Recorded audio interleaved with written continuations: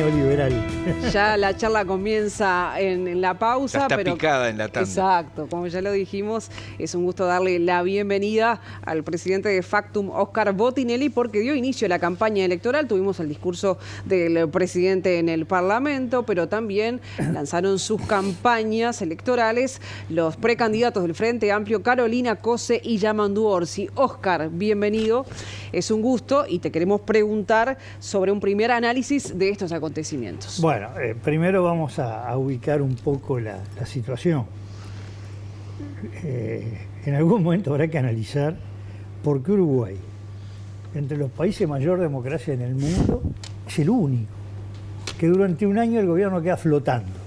Se van los ministros, entran otros que vienen a ser medio interinos, se van los presidentes de las empresas públicas, hasta que un año después asuma un gobierno. No es así ni siquiera en los regímenes parlamentarios, que los gobiernos pueden caer, se convoca elecciones, quedan los gobiernos que se llaman en funciones, es decir, con facultades recortadas, pero eso nunca dura más de 2 meses. Acá hay que ver cuánto tiempo se conoce, 1 año, 10 meses, 8 meses, pero 2 no. Pero además con alguna cosa, se dice, no, los ministros hay que renunciar porque tienen que ser candidatos. Único país en el mundo. En ningún país en el mundo se le ocurre que los ministros renuncien para ser candidatos. Claro. Al revés. Son candidatos siendo ministros para justificar ante la ciudadanía, ante la opinión pública, su gestión. Pero también pasa con los intendentes. Los intendentes empezó con que tienen que renunciar 90 días antes para ser reelegidos. Por el tema no el uso de la intendencia para su candidato, o para ser diputado, la idea que ejerce en el departamento. Pero resulta que los intendentes están renunciando para ser candidato a presidente. Uno no se imagina que la influencia de un intendente en un departamento puede condicionar una elección presidencial, ¿no? Pero no, ¿cómo van a hacer el cargo si es candidato? Es decir, como que los 5 años para que se gobierne 4. Entonces, es un tema que va a haber que verlo. Segundo, las campañas electorales.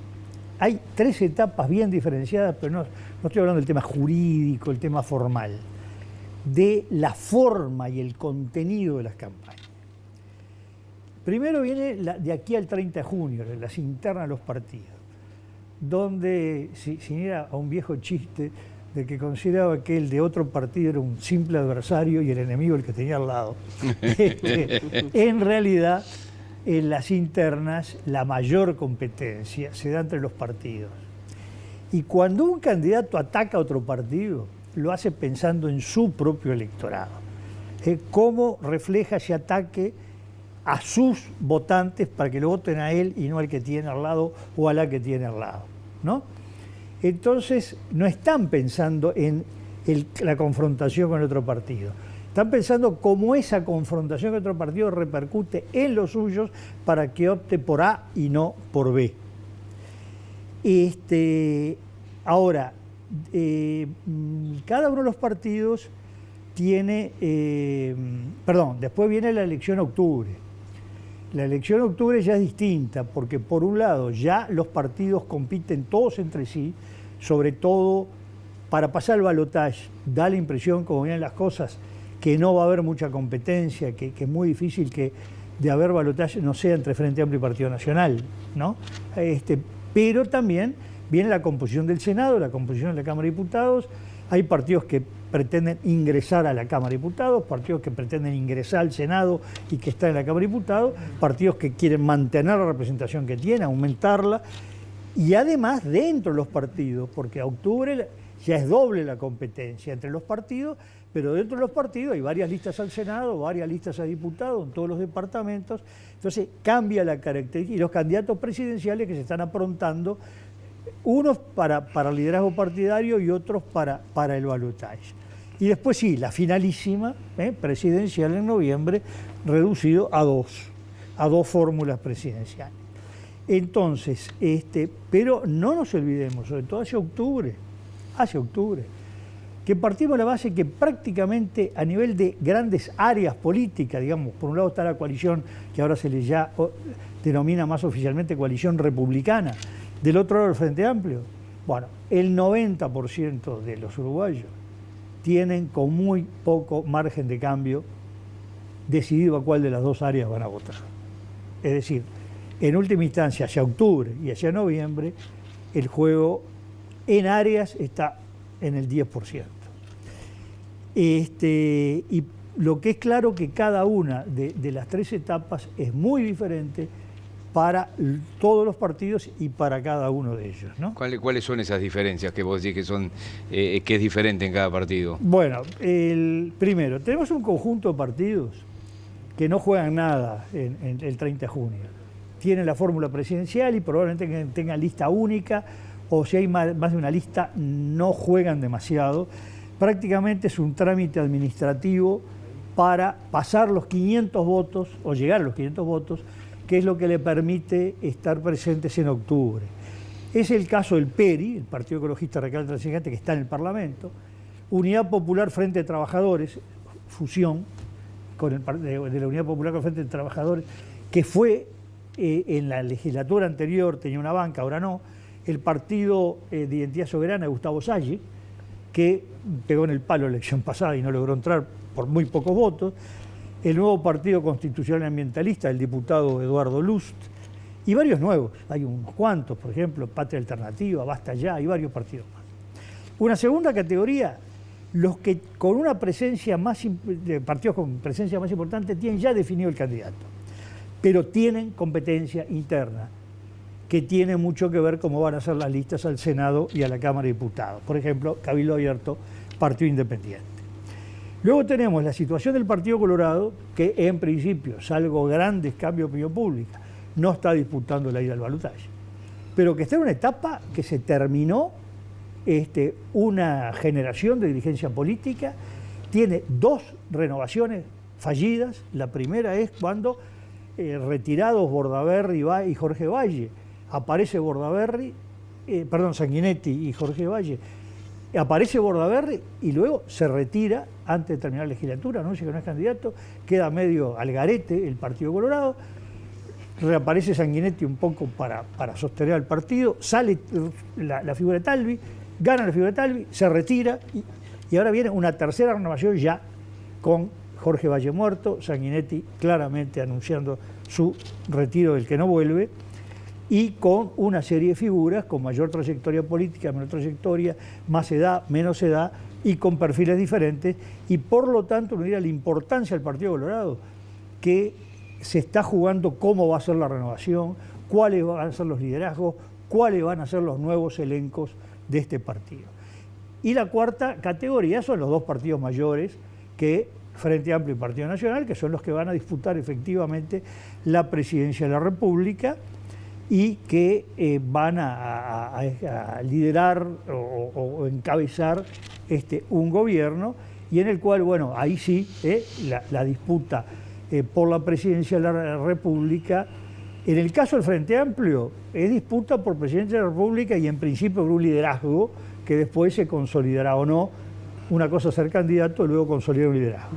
El caso del Partido Nacional es una cosa más complicada, porque parecería que, salvo cambios imprevistos, el Partido Nacional tiene un liderazgo casi incuestionado, que es el de Luis Lacalle Pou, y por lo tanto hay una candidatura presidencial y la cosa rara en este país, que se dio un par de veces, que no ha funcionado mucho, que es un partido que tiene un líder de un lado y un presidente de la República del otro. Pasó con Pacheco Areco y Bordaberry, muy atrás José Valle Ordóñez y Feliciano Viera, y generalmente los liderazgos sin estado de gobierno funcionan bien cuando el régimen es colegiado, parlamentario, pero no en el presidencial.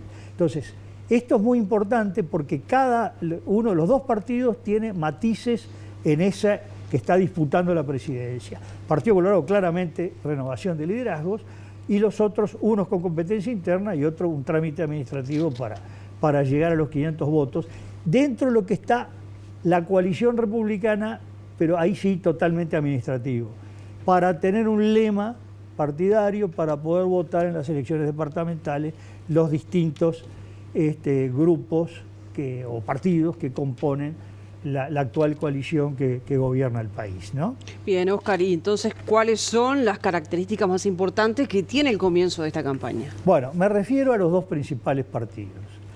Y como dicen los abogados, lo que voy a decir es a cuenta mayor abultamiento. porque es muy largo, esto es para varios análisis.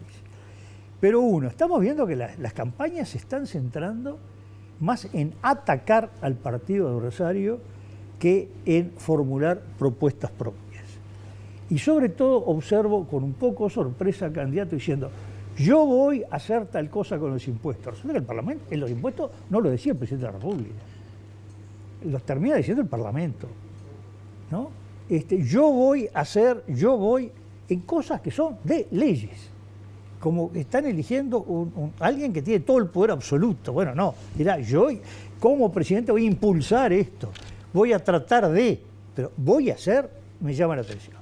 Lo segundo, en materia de propuestas hay, o propuestas muy pequeñas sobre un tema concreto, aunque afecte a favor o en contra, ¿no?, a mucha gente, o un conjunto de generalidades donde honestamente a uno le cuesta dibujar cómo va a ser el país, cuál es el modelo país, cómo van a ser las cosas.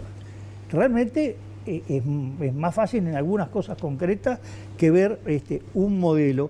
Y digo que esto es bastante general, por lo menos los que compiten en la primera división. Falta un poco de aterrizar el dibujo, diría yo. Y lo tercero, que entre los que han ejercido últimamente el gobierno, o están ejerciendo, Partido Nacional ahora, Frente Amplio los 15 años anteriores, uno observa una bastante baja capacidad autocrítica. Es decir, la gente los deja de votar, no se sabe por qué, ¿no? Porque han hecho todo bien, e incluso en algunos casos, y por ejemplo, ahora escuchaba el presidente, renunciaron los ministros de Relaciones Exteriores, el ministro del Interior, su mano derecha, pero estuvieron todo bien. Entonces, ¿por qué renunciaron? ¿No? El Frente Amplio, hubo un número de gente, un volumen de gente, que lo votó en 2004, 2009 y 2014. Y en algún momento esas elecciones, en el 9, en el 14 o en la última, no los votó, sobre todo en la última. Más o menos 400.000 personas.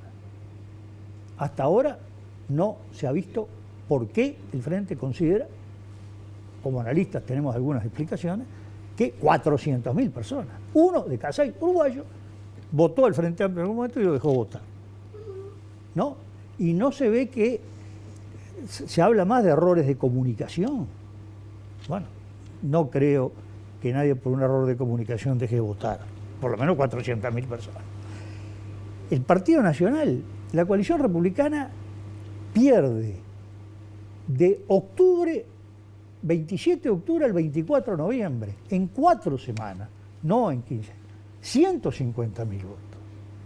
Y los perdió, porque cuando vino las departamentales no los recuperaron, y cuando vino el referéndum de la LUC tampoco. Entonces, ¿qué pasó con esos 150.000 votos? Y uno ve que no les preocupa a los partidos explicar por qué han perdido el apoyo de gente que les dio ese apoyo. Entonces, estas son de las cosas que uno ve como un poco sorprendentes de la campaña electoral. Como decías, continuará. Sí, continuará mucho. Un gusto, Óscar. Gracias, Óscar, por hoy. Óscar Botinelli, presidente de Factum. Ya venimos.